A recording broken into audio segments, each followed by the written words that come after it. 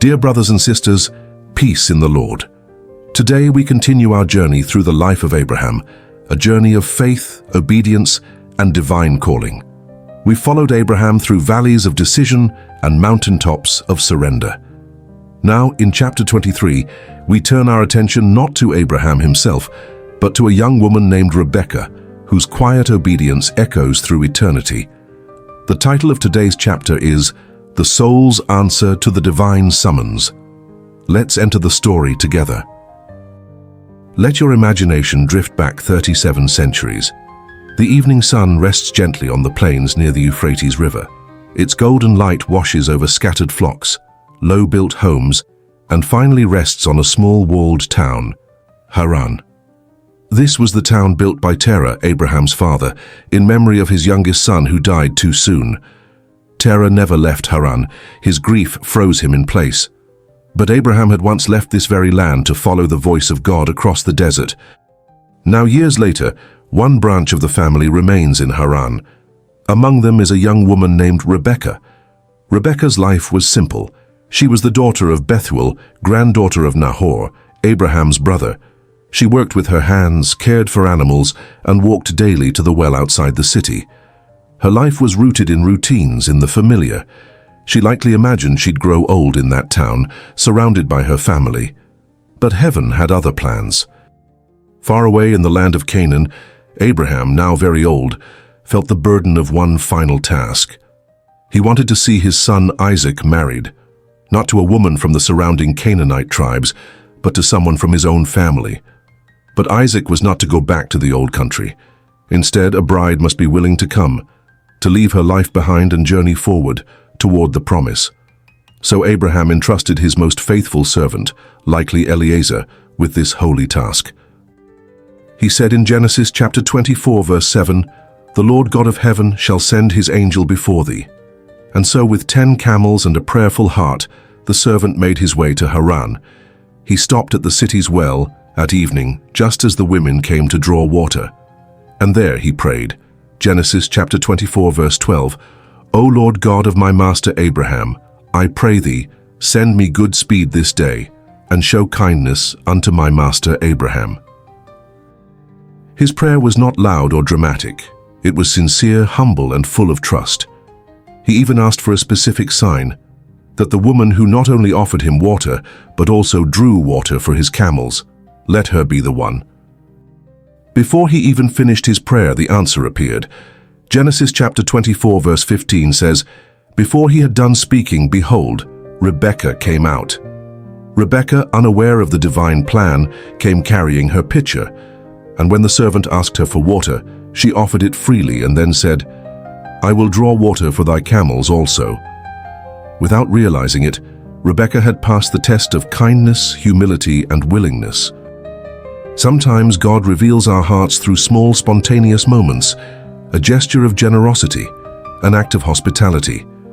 These quiet acts often echo loudest in heaven. The servant, stunned and thankful, worshipped the Lord right then and there. He adorned Rebekah with jewelry and asked to meet her family. She ran home to share what had just happened, and soon her brother Laban invited the traveler in. Genesis chapter 24, verse 31 records Laban's words, "Come in, thou blessed of the Lord, for I have prepared the house and room for the camels." Hospitality opened the door, and now the servant had the chance to share his full story, how Abraham had sent him, how he had prayed, and how God had clearly led him to Rebekah.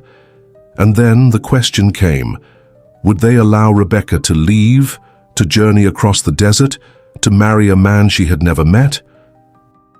The family agreed, perhaps reluctantly, and asked to delay her departure. But the servant insisted, "Do not delay me." And so they turned to Rebekah and asked, Genesis chapter 24, verse 58, "Wilt thou go with this man?" And she said, "I will go."